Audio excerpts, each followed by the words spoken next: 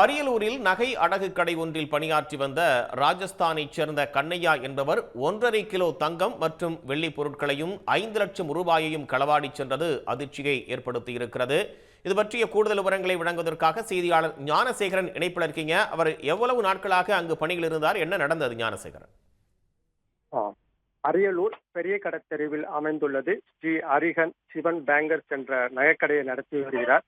ராஜஸ்தான் மாநிலத்தை சேர்ந்த வில்வாடா மாவட்டத்தை சொந்த ஊராக உடைய பராஸ்மலின் மகன் ஆசாத் லோடா என்பவர் 15 ஆண்டுகளாக அரியலூர் பெரிய கடத்தெருவில் அடகு கடை நடத்தி வருகிறார்.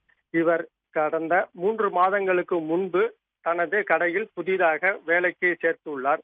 இந்நிலையில் கடந்த சனிக்கிழமை கடைக்கு அந்த வேலை பார்த்த பையன் நகைகளை எடுத்துக்கொண்டு சென்றுள்ளார். இதை சண்டே ஞாயிற்றுக்கிழமையும் கடைக்கு வராததால் அவர்கள் சந்தேகமடைந்தனர்.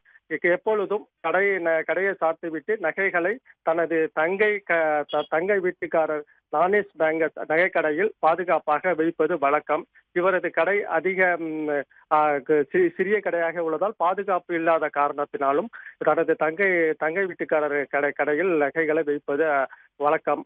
ஆனால் இவர் அந்த கடைக்கு செல்லாமல் சென்றுள்ளார். இதனால் மறுநாள் காலை போன் அடித்ததில் அவர் போன் எடுக்காத காரணத்தால் கடந்த ஞாயிற்றுக்கிழமை அவர் காவல் நிலையத்தில் புகார் அளித்தார்.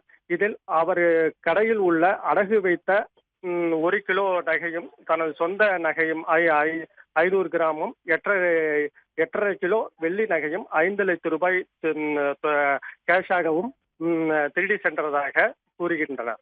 உடனுக்குடன் செய்திகளை தெரிந்து கொள்ள சன் நியூஸ் பெல் ஐகானை கிளிக் பண்ணுங்க.